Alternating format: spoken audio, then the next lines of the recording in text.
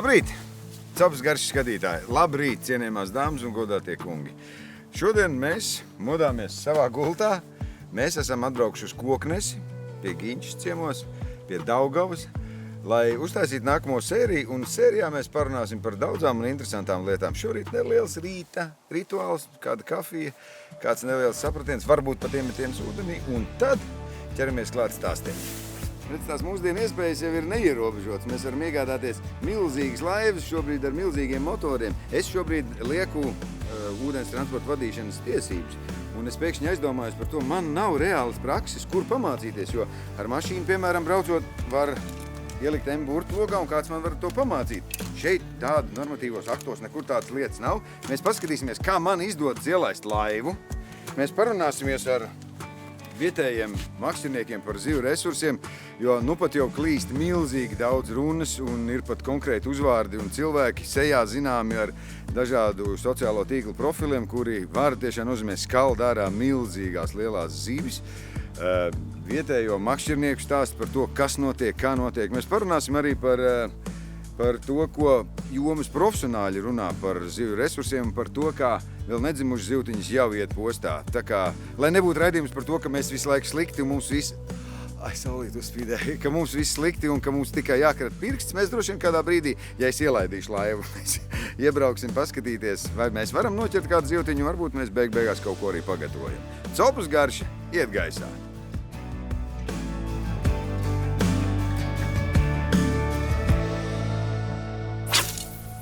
Vēlme ir ļoti liela nolikt ūdens transporta vadīšanas apliecību. Man viņa ir, es esmu procesā, lai pie tā nonāktu. Ja mēs liekam uz mašīnu tiesības, mēs pirms tam braucam, mācāmies, mums ir instruktors, kurš to izstāst, iemāca, kā braukt, ko darīt, kur kā noparkot mašīnu, kā iebraukt vēl kaut ko. Ar laivu ir pilnīgi savādāk. Tas nav stāsts par to, kā varbūt nevajag likt tiesības, to vajag darīt un visu vajag, bet ir stāsts, ka ir jāmeklē gudri padomdevēji, cilvēki, kas palīdz, pastāsta, iemāca par sīkumiem, parunā. To laivu es pat neuzdrīkstējos vai pat, droši vien prātīgai būtu nemēģināt man viņu ielaist pirmo reizi. Man iedeva šādu laivu, šādu šteli, un es tagad pirmo reizi mēģināšu viņu ielaist. Mēs skatīsimies, kā tas viss notiks, jo katrs, kurš ar to saskarsies, viņam būs vismaz varbūt ieskats un kaut kāda neliela nojausma par to, ko vajag darīt, ko varbūt nevajag darīt. Bet katrā gadījumā ir jāmēģina, ir jādara, skatāmies, kas no tā viss iznāks. Giņča, laiva, viss ir forši, mums ir slips, mums ir iespēja ielaist ūdenī. Kas būtu tas svarīgākais, ko nevajadzētu darīt? Ko nevajadzētu darīt? Zin kā, es sākšu droši vien no otra gala, es sākšu, ko vajadzētu izdarīt. Ideāli. Tā, kad sākam pirmais, vienmēr atceries, paceļam motoru, šī gadījumā tas jādara manuāli. Uzceļam motoru. Tātad, ja motors būs lejā, tad ir laižot iekšā, iespējams, ka viņš kaut kur atstīsies. Šī gadījumā vairs nē. Šai laivai nē, bet citām laivām ir korķis obligāti. Atceries apstīties, vai ir korķis ciet. Tas ir nākamais. Tālāk. No automašīnas izspraužam piekabu to elektrības stepselārā. Ja? Tālāk. Nākamais. Paņemam, atliecam lukturus. Tas ir no dažādi piekabu veidi, bet šī gadījumā tie lukturi ir jāatliec. Viņš ir tā kā... Ok, es sapratu ideju. Tātad motoru mēs paceļam. Mēs attaisam vaļā, uzliecam augšā. Ok, vēl bija vesela kaudze korķi, vēl visādi šteles. Arī šajā pusē ir lukturs, šito mēs attaisam vaļā. Tālāk. Mēs lēnām varam ripināt. Un tagad sākās pats interesantākais, cik tālu un ko, bet par to mēs tūlīt stāstam tālāk. Viena atkal tāda ļoti svarīga lieta. Tas, ko mūsu operators dara, mēs nekad cenšamies nestāvēt aiz laivas. Un nestāvam, viss sliktākais ir starp laivu un mašīnu. Mūsu gadījumā kvadrcikls, bet nestāvēt starpā. Ja nu sāk ripot, tas ir bīstam, var paklupt un palikt zem tā visa apakšā. Visu laiku jābūt ir tādam uzmanīgam un prātīgi jāizvērtās. Kā vienmēr ūdens un tehnika, viss tas saglabājam drošību, domājam par sevi un veselību.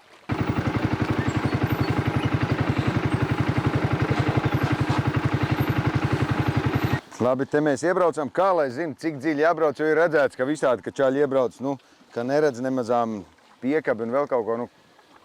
Šis nav slips, šeit ir vienkārši tā kā dabā mēs laižam, bet parasti ir tā, kad laiva lukturs ir ārā un pārējais ir iekšā, un to laivu mēs dabūsim ūdeni. Un pietiek. Jā.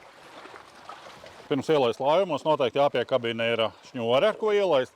Garums, ko es ieteiktu, tie 15 metri, 10-15 metri, kas ir, nu, kam jābūt laivā. Tā, šito kabina vaļā.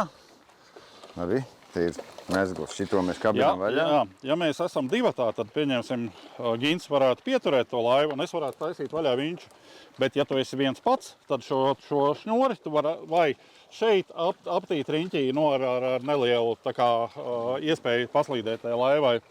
Tad atstājot vietu, mēs varam uzsiet nu, no sērijas te, iesiet kaut kā, lai paliek tur metriņš pusotrs. Jā, bet šī gadījumā mēs esam divi, tad tu vienkārši es varu laist vaļā, tu vari bišķiņ pieturēt laivu. Mēs teicām, ka nevar stāvēt starp to, bet mēs te ir tāds brīdis, ka tas ir jādara. Mēs esam ļoti uzmanīgi, mēs esam uzmanīgi. Šī gadījumā rekur ir laiva neslīd uzreiz, bet redz, viņi pamazām. Un tagad lēnām var slidināt, bišķiņ piestumjot laivu. Bet lai viņi arī paiet nost, tā kā vienā brīdī viņi var droši slīdēt iekšā. Tev sanāca. Neticami. Tagad ej uz to pusi. Te? Jā, šņori palaid garāku. Garāku. Jā. Un tā ir mēģina, lai neiet virsū piekabei. Reku jau sanāk ziepes, tūliņ būs jau ziepes. Nebūs. Cīnies, lai nesaskrāpētu laivu. Nu, sākās nesaskrāpēt laivu. Un kas tagad notiek, viņi man trāpa un es gāžos ūdenī. Jā, tagad, zin kā, vēl ko ņem vērā, ka visām darbībām, reku tev iet uz piekabas virsū, nav pareizi. Tagad palīdzēšu tev bišķiņ, pastumsim nost. Jā, galvenais nevajag steigties droši vien, nu. Jā, tieši tā. Liekas histērisks kustības. Jā, tieši tā. Un tagad ir vienkārši tev ir jāizliek fenderi. Un šeit jāpiesien tā laiva. Atais to vaļā, es ne pirmo reizi pēc tiem kloķiem tur. Šitā, ja? Es...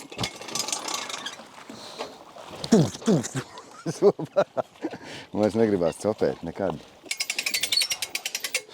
Tieši nav jāiet brauc uz copu, ielaid un izvelc laivu, un tu esi bijis arī sporta zālē.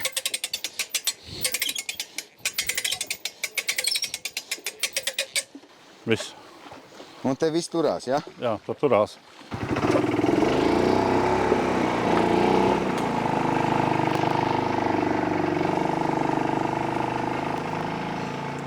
Ielaidām, izvilkām, un tad mēs laidīsim iekšā, jo ir jau gal galā cops raidījums, un kā tajā brīnišķīgajā filmā teica, naktī būtu izskatījies labāk. Man vēl nav tiesību, tev ir? Jā. Visādas kategorijas, vai ne? Jā, man arī pavisam lielās tiesības, bet stāsts ir diezgan sarežģīts. Tev vajag iemācīties, bet es nedrīkstu tev laist pie stūres, jo tev nav tiesības. Tāda ir aplamība likumdošanā. Ja tu mācies mašīnu, tad liec burtiņu un māci. Šeit es nedrīkstu. Bet es domāju, mēs pārkāpsim likumu un mēģināsim tev mācīt. Par šito skaļi nediskutējam, bet nu kaut kā jāmācās ir, vai ne? Riskējam, skatāmies, kas notiks. Tātad sākam ar to. Pirmā mācība, ko es tev gribētu pateikt, uz ūdens viss notiekās lēnām. Nekādas ātras kustības. Tā kā mēs braucam, mēs ļoti, pieņemsim no piestādes arī, mēs ļoti lēni ejam nost. Tāpat tās klāt nākam. Ir tā, ka laiks nekas mums nesteidzina, vienkārši lēnā garā visu daramies. Pirmais tātad, tas saucās atdot galus. Uzreiz tu iekāp laivā un tev saka, nu ko, atdodam galus? Tu jau sēdies pie stūres. Āsk. Tātad tevi tagad ir ātruma pārslēgs ir neitrālajā stāvoklī. Jā. Ņem darbini motoru. Nekas nav jāspiež griež vienkārši. Nē, sajūga nav. Visu laid vaļā. Tagad nospiežot, ieliksim apakaļgaitā lēnām bez gāzes, vienkārši nospied un hop, viss un neko nedari. Ja tu redz tev lēnā garā, iet uz apakaļgaitu. Tu vari piestūrēt. Ja tu tagad spiedīsi tālāk to roku, tad tev gāzi iedosies. Jā. Tagad pabraucam no laipas nost. Tā. Tagad pedāļi nav. Tas rokturīts, kas ir kreisā pusē, tas ir trims. Šitas. Jā, šitas. Jā. Tā, kad tu sāc braukt, tad trims ir jānolaiž tā kā mīnusā, lai motors ir tā kā pie laivas. Jā. Tagad viņš ir, to arī var redzēt, tā pulkstenī, ja viņš ir pa nullēm, tā tad viņš ir klāt, tas motors. Kurā šitajā? Jā. Labi. Tā, kad tu sāc braukt, tad ir, ka motors ir mīnusā, tad tā laiva vieglāk ceļās ārā glisē. Jā. Un tanī brīdī, kad tā laiva jau ir glisē, tad to ar trimu, spiežot uz augšu, tu dabūni to visu optimālāko gaitu. Jā. Jā, okay. Tāds tas princips ir. Nu, mēģini neiegrūst operatoru. Tas vienkārši stum uz priekšu? Jā.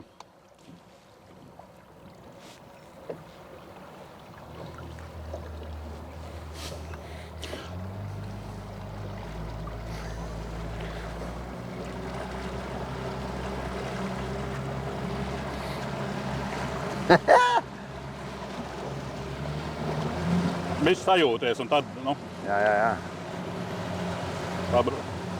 iztaisno laivu virzienā uz brīvu ceļu.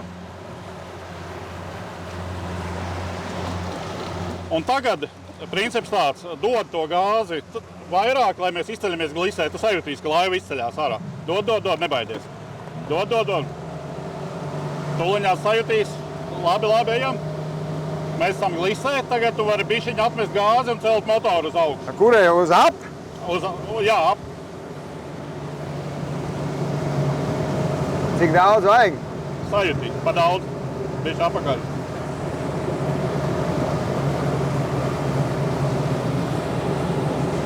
Brauc pa to.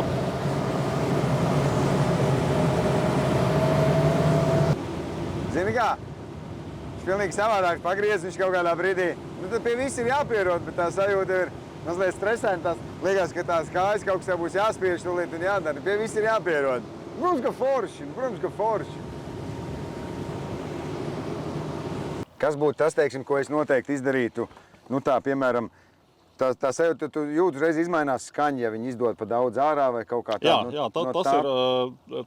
To var skatīties, protams, pēc tahometra, pēc visa, bet to ar laiku, kad tu iemācies braukt, tu jūti, kad ir tas optimālais, kad tas laivai gaita ir. Jā. Ir arī automātiskas sistēmas, kur nekas nav jādara. Var uzlikt laivai un tu vienkārši dod un viņš pats visu to dara. Okay.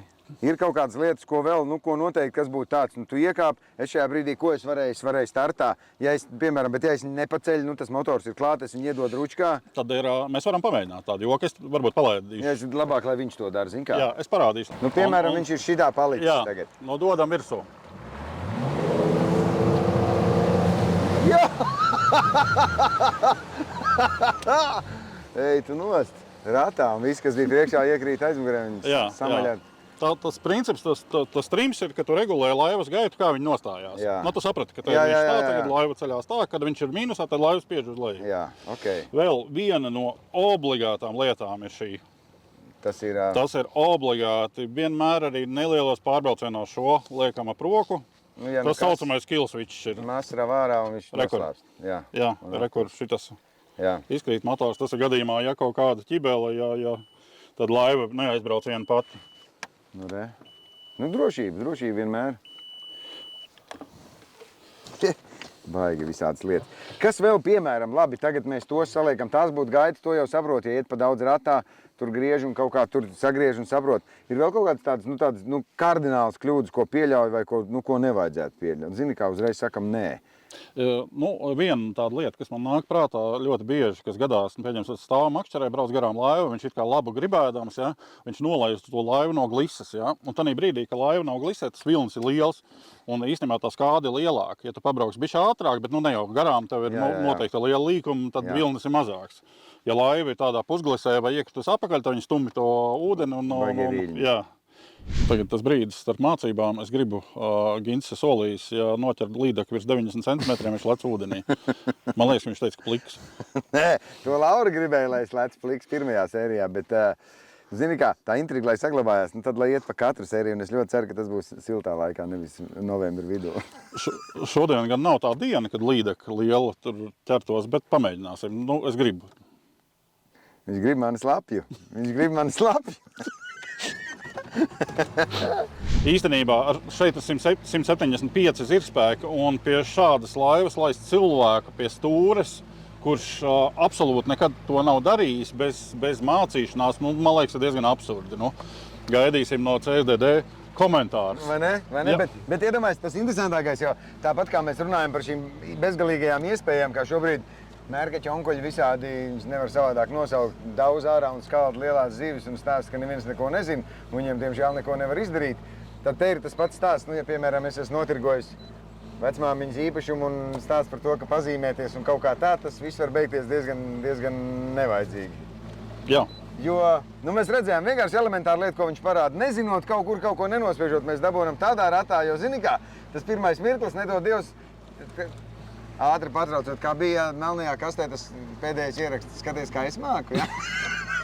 Nedod Dievs, bet nevajag ākstīties, jo joki jokiem, bet, nu, tomēr tehnika ir jaudīga un iespējas ir bezgalīgas, bet braucama prāta jēga, un tad, man liekas, tu vari izbaudīt daudz foršāk, daudz jaudīgāk, daudz interesantāk, daudz piepildītāk, un tad tas ir process, tad tā ir stela, nevis doma par to, kā nesevi prātā vai nedod Dievs vēl kaut ko izdarīt. Meistars atbrauc, nu pasties kāds smugs zivīt. Es puskuru. Viņam ir pozē. Viņš viss ir izmācīts, ne?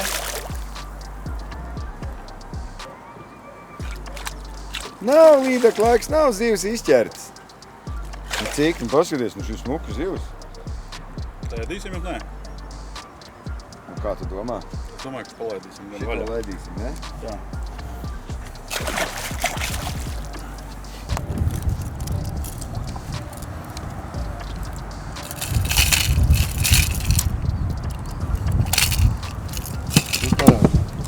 Nu, paskaties, kāds kukainis smuks.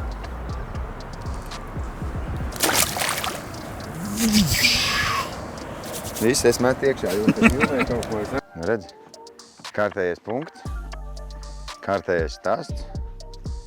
Mānam zivīt un pierādījums tam, ka, nu, kā mēs tur domājam, jāceļās baigi agri vai jāgaida vakars. Nu, nē, ja zina, kur ir un māk makšķerēt, kā meistars pierādīja, zivs ir. Un tā jau bija smuka zivtiņa. Būs vēl!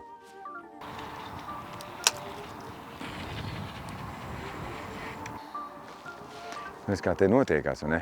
Mēs sēžam un makšķerējam, tu atbrauc uz toču, ko tu zini, nu tu tur mauc, maini puskasti, tad mēs ar 5 metienu laižam tālāk. Skatāmies. Viņš zina, ko viņš dara, es nevaru neticēt, jo viņš pierādīja, piebrauc 2 metienu līdekļi. Re, mēs paši mēģinam kaut ko noķert. Mēs sagaidījām vietējo makšķernieku, ierodamies no rīta copes. Un viņa stāsti bija, nu labi, ko es iedziļināšos sīkumos, vienkārši paskatieties, cik atklāti un cik godīgi viņš par to visu runā un ko viņš par to domā. Un ticiet man, viņš nav vienīgais. Nu tad kā? Kā šodien? Kas ar zivīm? Nu, slikti. Un paliek aizvien sliktāk. Jo? Nu, jo visātrāk gan jau tie krājumi iet uz beigām. Lūk, tas arī ir tas stāsts, par ko mēs jau pieminējām un gribējām parunāt. Tagad mēs no tevis, tu dzīvo tepat uz vietas, tu esi, kā saka, vietējais matadors, tu Jā. pirms darba izskrien pacapēdi. Nu, apmēram. Super. Un, nu, ja tā godīgi, nu, tu saki, paliek mazāk zivju. Jo? Nu, tavu teoriju. Tātad no Mums tie makšķernieki ir tādi, kādi viņi ir. Jā. Tātad no 1. māja brauc, cilvēki ķer līdekļus, bet tāpat laikā, nu, tu jau nevari pateikt Zandartam, nu, Ja tā nenāk. īsti, tad, nu, Jā. nav Daugava tā īstā līdeku vieta. Jā, Maijā. jā. Nu, Un tad tavuprāt iznāk, tad viņu noņem no līgzdas, jā? jā. Un ir teorija un kaut kādi stāsti un pierādījumi, ka viņš neiet apakaļ vai kā? Nu, jā. Tu viņu norauj. Pat ja arī atlaid, viņš neaiziet atpakaļ. Jā, Un tā vismaz ihtoloģiski stāsta. okei. Vai tā taisnība vai nē, bet, nu, Nu, jā, attiecīgi nārs ir izbeigts, ja, un ja tu maijā te iebrauktu, ja, te var pārraidi taisīt maijā. Kā cilvēki copēja līdekas, ja, un asarus. Nu, nav viss tā bāra ir pāris līdekļus, bet pārsvarā ir Zandarti. nu jā. Jo mēs saprotam, ka tā sabiedrība aug ļoti lēnām, viņa negribīgi aug, cilvēki alkatīgi brauc, ņem, vāc kaut ko, tu tā kā tu saki, jauc to visu ārā, to visu zini, bet tavuprāt, tu domā, ka kontrole tādā ziņā, kā, Nu, pieņemsim, es copēju ļoti daudz makšķerēju. Jā. Neteiksim pārdienā, bet ļoti bieži, jā. Jā. Es neatceros, kad man pēdējo reizi kāds te paprasīs licenci vai parādīt, kas man ir laivā. Jā. Bet tu domā, ka tāda veida kontrole, ja tas būtu Nē, tāds viņa vismaz kaut ko samazinātu, kaut kas sāktu raustīties. Vai, Jā. Šeit jau neviens neraustās, te ir dari, ko grib. Tāpat iepriekšējā redzījumā mēs runājām par to, ka Žagara kungs teica, ja tie ezeri, kas ir sakārtot, viņos nevis laiž iekšā vai nelaiž iekšā, bet vienkārši uz pāris gadiem aiztais ciet, neļauj copēt, lai daba noregulē visu pati. Tavuprāt, ja mēs mēģinātu kaut ko līdzīgu šeit, piemēram, sākt no jūnija atļaut mēģināt. Tā kā Babītes ezerā, piemēram, drīkst no 1. jūnija, dēļ putniem, šeit dēļ nārstiem. Te arī būtu ļoti pareizi. Tavā skatījumā? Jā. Jo tev tikko maijā atļauj laivu braukt. Sāksim to, ka arī tīklus liek. Jā. Varbūt neliek kā lika, bet liek. Karbā realitāte tā, ka jebkurš makšķinieks, kas te brauc, lielākai daļai, ja viņš pieķerās uz zandarts, viņš viņu paņem. Jā. Un ļoti liela daļa sēž uz ligzdām. Sēž vienkārši uz kantēm, uz zandartu vietām. Kuras izteikti nav nekādā sakarā līdeklu vietas. Jā. Bet klausies, variants tāds. Bet varbūt, piemēram, var uztaisīt, es nezinu, kā pilotu projektu ideju par to, ka mēs tos lielos ekrānus vai kaut kādas tās lielās šteles, kur baigi visu var redzēt, ka to liedz ciet, ka to nevar kaut kādās noteiktās vietās vai uztaisīt kaut kādu ierobežojumu. Tu drīksti copēt, bet tu nedrīkst varbūt to kruķi meklēt. Visādāk tas nav risinājums, jo lielākā daļa pat izvelk, un zina bez kruķa. Uz velts ir vēl viens variants. Ka mājā jau velcē. Tieši tā. Uz velts viņš ļoti labi ņem. Jā. Te ir stipri smagi viss. Tātad, savelkot visu to lielo rezumē, mums vajadzētu izglītot sabiedrību, mums vajadzētu, diemžēl, bet lielāku kontroli. Jo cilvēks savādāk, diemžēl, vēl nemācās, jo tad varbūt ir jāpanomainās vēl kaut kādai paudzei, mūsu bērni. Paudzei visātrāk, jo šeit izglītošana baigi nepalīdz, tātrāk kaut kas cits palīdz. Jā, diemžēl. Bet nekas, bet mums ir uz ko tiekties, un es ceru, ka mūs sadzirdēs. Mums par to ir biežāk jārunā, par to ir vairāk jārunā, jo, ja mēs par to runājam tikai viens ar otru, satiekoties bariņos, pasēžot vai kaut kur, tas ir jāstāsta, jārāda, un mēs arī dosimies nākamajā stāstā. Arī tajos stāstos būs stāsti, diemžēl, ne ar to labāko pēcgaršu, bet par to ir jārunā. Tas ir jāmēģina risināt, un varbūt, ka mēs būsim vieni no tiem, kas to mazo kripatiņu aizlauzīs un teiks, varbūt sākam tomēr par to vairāk padomāt. Bet braucam uz copu, ir jābrauc, ir jāķer. Ir jāēd tā zivs. Protams, ka ir jāēd. Attiecīgi arī jālaiž ir vaļā viņa. Viens ir tas, bet jāpēd ir tik nevis, es paņemšu spiecus vakarā, bet es jau apēdīšu tikai vienu. Pēc tam būs forši pavadīts laiks atkal pēc pāris dienām iebraucot vēlreiz un noķerot svaigu zivtiņu, nevis saldētu. Parakstamies, paziņojamies, padomājam. Tagad es domāju, ka raidījums aizies, mēs varam uztaisīt kādu diskusiju arī kaut kādos komentāros. Vienkārši nevis tāpēc, ka teikt, ka kaut kas ir jāsaka un vai tas ir slikti, to visi zina. Šajā gadījumā man liekas, ka ir jābeidz muldēt, ir jāsāk darīt. Jā.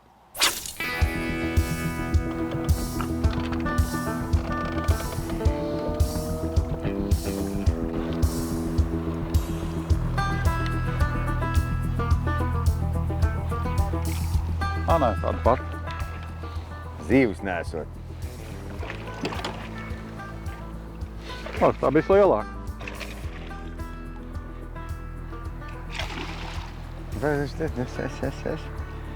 Pasties, smuka zīve. Tagad tas likti iespiedāt. Gribēju pagriezt smuku kadru. Šī tik smuks viņš arī bija. Ir zīves? Ir. Slapta roka. Tieši tāpēc es gribu, tā teicām par tiem, tā kā patrīties, parīvēties. Bet tagad tu viņu te noķēri, tad šajā pusē viņi ir, Māsa viņai ir lielā. Jā. Zini kā, mēs te braucam vairāk vai mazāk zināmas vietas. Redz kaut ko ķert, bet varbūt kā cienījamo Copas garšu skatītāji, tev ir kaut kāda tāda vieta, ko nezina neviens, un tu gribi padalīties. Dod ziņu, aizbrauksim, nevienam neteiksim, uztaisīsim smuku stāstu. Parunāsim par to, kā tev tas izdodas, kur tu to dari. Uzrakst mums vai raksti komentārā. Būs droši vien arī sociālajos tīklos, tā kā meklē Copas garšu, raksta augšā un taisam kopā stāstus. Lai ir Copas garši, vai ne? Sveiciens vasaras vidū. Līdzīgi kā citus gadus, arī šogad jums ir lieliski iespēja satikt mūsu klātienē, pasākumos, un tādi būs gaidāmi 2 tuvākajā laikā.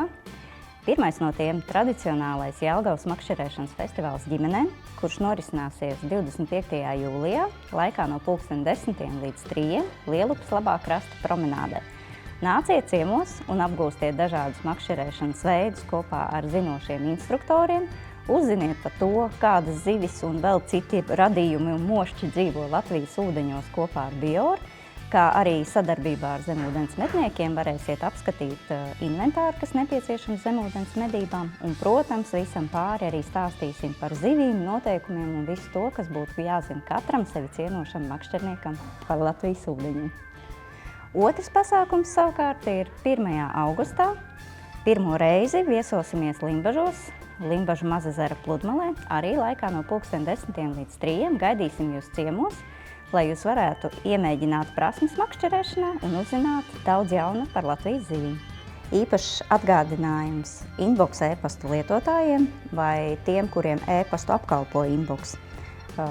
Vēstules no manas copas jūs atradīsiet kreisajā pusītē, mapītē abonētie. Aicinu pievērst uzmanību tam.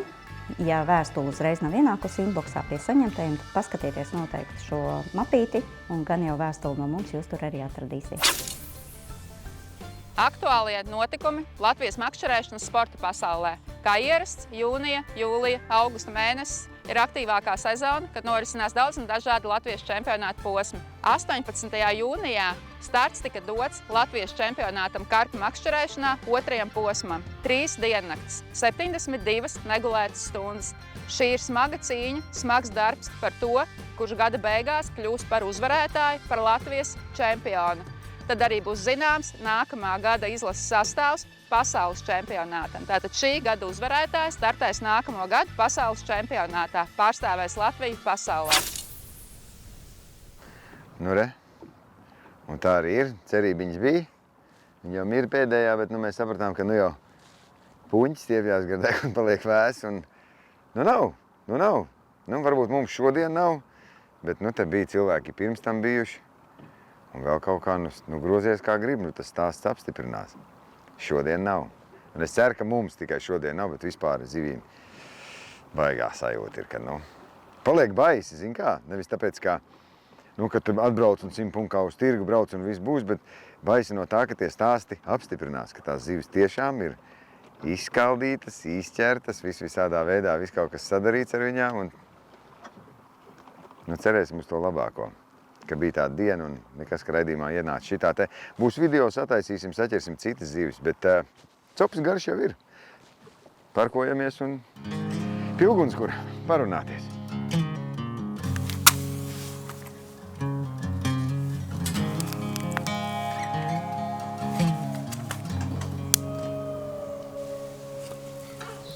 Grozies kā grib, gandrīz jāsaka vakars uz ezera. Vakars ir pienāca un gaužām smuks, un tas ir forši, bet mēs visu dienu runājāmies ar visādiem cilvēkiem, runājāmies par un ap zivīm, par to, kas notiek, kā notiek un kāpēc notiek. Ivar, varbūt tu mums vari palīdzēt un to savu viedokli, tu kā vietējais, tu redzi, kā upe mainās, kā mainās cilvēki, kā mainās izpratni. Tavuprāt, kas notiek ar šito visu lietu? Jo tu saproti, piedod, es tev neļaušu atbildēt, bet es domāju, cilvēki tik daudz stāsta, tas viss ir šīs vietas ir zandarts, ir viss, un vienmēr visi zina, ka tev un nekur citur, un nav, un paliek mazāk. Un kas notiek? Kā tu domā? Ir tā, ka es agrāk vienlaikus dzīvoju Ķegumā, pēc tam dzīvoju Rīgā. Tad, šī vieta man piesaistīja, es pārvācāmies ar sīviņu kopā uz šejienu. Tā kā, mēs esam arī makšķernieki, jā. Mums patīk makšķerēt, mums patīk daba un tā tālāk. Bet kopš tā brīža, kamēr mēs ievācāmies, viss paliek arvien sliktāk un sliktāk. Un tad ir vairāk jautājumu, kāpēc tas tā notiek. Jo iemesli daudz, tas nav viens. Un tas ir reāls biznesa pasākums, es teikšu tā centrāla tirgus pasākums, kad cilvēki nopērk kruķi, attiecīgās ierīces, ko saucam, makšķernieku valodā saucās par kruķi, un braucam kruķī, nevis tāpēc sava, kā saka, ne jau prieka pēc, bet vienkārši atpirkt to ierīci un pelnīt, Un tā no neoficiālām sarunām un ziņām, tas plus mīnus 1-2 mēnešu laikā atpērkās. Te 4-5 tūkstoši, ko tas ieguldīs tajā ierīcē. Jā. Un tādā veidā te komandas uzrodās, kas vienkārši to visu upi pamazām iztīra. Lielie zandarti, lielie sami, viss tas aiziet kaut kur tā, un tas neaiziet legāli, tas aiziet vienkārši pa kreiso. Jā, bet tas nav tikai šeit, tas ir Ķīšas zars, tā ir Pierīga, tas ir visur, jā. Tas nav tikai šeit. Nu, jā, bet baigi interesanti. Nu, piemēram, izskanēja teorija par to, ka kaut kā šī uzraudzība ir par maz, varbūt kaut kā, nu, ka varbūt tie inspektori būtu vairāk pieskatīti vai vismaz, nu, nezinu, atklāšanas dienā, nezinu, atzenam 2-3 pašvaldības policijas mašīnas vai, nu, kaut kā tādā veidā parādīt par to, ka kāds grib un kāds tā kā mēģina apsaimniekot vai palīdzēt vismaz. Tajā brīdī, kad ir tas atklāšanas brīdis, ja, tie makšķernieki ir godīgie makšķernieki, faktiski. Jā. Nav jau tā, ka tie inspektori ir neuzraugi. Es arī viņus zinu un pazīstu. Es zinu, kad arī viņi zina, kā viņi sargā, kādā veidā sargā. Nu, protams. Un viņi arī tam godīgam makšķerniekam, kas sēž laivā, nu, un ķer godīgi atlaiž zemmērus un tam līdzīgi, viņi neaiztiek, viņi nebrauc pat klāt viņam, nejautā, kāpēc, nu neprasījāt, viss ir skaidrs. Viņi mēģina ķert kaut ko citu, jā, kas ir, nu, nelegāls. Jā, nu, nezinu, no 1. māja šeit nevar ķert līdzekļus. Līdzekļus var ķert, nezinu, no pusmāja. Tas palīdzētu kaut ko gan tiem zandartiem, gan tādām stelēm? Te ir tas otrais faktors. Kā jau es teicu, man arī darbā ir saistība arī ar Latvenergo. Okay. Mēs ataudzējam mazuļus, tā kā daļa nodarītā zaudējuma. Stāsts ir par to, kad, nu, pieņemsim, ja tu nosvārsti ūdenskrātuvē līmeni, tā kā līdekļi nonārstojas, nu, vakarā. Siltais laiks, ja, tad, nezinu, aprīļa beigas, maija sākums, līdekļi nonārsto, pa nakti nomet pusmetra lejā, viss tas izkalst zālēs, ja. Tos ikrus var vienkārši aizmirst, ja. Un tāpēc tās līdekļas arī paliek arvien mazāk un mazāk šeit, ja. Nu, tad vienvārdi sakot, tad mēs tad līdz galam vēršoties, tad neizbēgami vajag kārtīgu saimnieku, vajag vairāk labus cilvēkus, vajag dzirdīgus savus un šeptīgus čaļus un dāmas, kas ir gatavi drosīties, jo taču gribas gan ar bērniem, gan ar mazbērniem vēl aiziet uz copu un nevis teikt, ka kādreiz mums bija sami un kādreiz mums bija zandarti, nedod Dievs tādus laikus piedzīvot. Nu, zin kā, tie vecie copmaņi jau saka kādreiz, ja, ka, vispār jau saka, ka zāle bija zaļāka, bet vēl kaut kā, bet zivs bija vairāk un tad varēja vieglāk noķert un tam līdzīgi. Bet es jau domāju, ka zivs arī mazliet izglītojās. Jau nav tā, ka viņas paliek tikpat stulbas, kā viņas bija 30 gadus atpakaļ. Tad izdomā jaunu mānekli, ja, vai vēl kaut kā, iespējams, ka izdomā arī jaunu tīklu, tad viņi arī kaut kā tur neielied iekšā. Ja, bet, kas tur, kurš ir pirmais, ja, vai tīkls, vai gudrā zivs, tas ir jautājums. Vēl mūžīgais jautājums. Jārunā ir arvien vairāk un ar vairākiem cilvēkiem un jāstāst visādās versijās, kāda kaut kur kaut kam ir jānosēžās un kaut kam jau ir jāsaprot. Jo es arī piekrītu tam visam, ka droši vien visas zivis ir jāmāk atlaist dzīvetiņu, ir jāmāk vēl kaut kas darīt, plus vēl pie tiem lieliem dziļumiem, tur taču arī cik nav stāstīts tā un šitā un viss. Bet, tas ir atkal vesels stāsts citiem raidījumiem, tur mēs meklēsim varbūt vēl kādus gudrinieks, kas mums varēs precīzāk izstāstīt. Šobrīd paldies tev liels! Man liekas, ka bija saturīgi, mēs paklauvēsim kaut kur, parunāsim vēl kādreiz kaut ko un visu kopā. Un liekam, kā tu saki, gudrās galvas kopā, uztājas analīzi, un beigās es novēlu, lai te ir rītīgi laba biedrība, kur veči beigās noliek mierā viss pārējās, te saka, nē, mēs darīsim šito, atspērušies, no sākuma nevienam nepatiks un viss teiks, jūs esat sliktie, un pēc tam jūs nesās uz rokām un viss būs forši un viss teiks, šitie bija tie čaļi, kur uztaisīja pagriezienu. Un mēs Topas garšā bijām vieni no tiem, kas viskaļāk mēģināja teikt, gan jau, ka mēs vēl kādā raidījumā pie tā atgriezīsimies.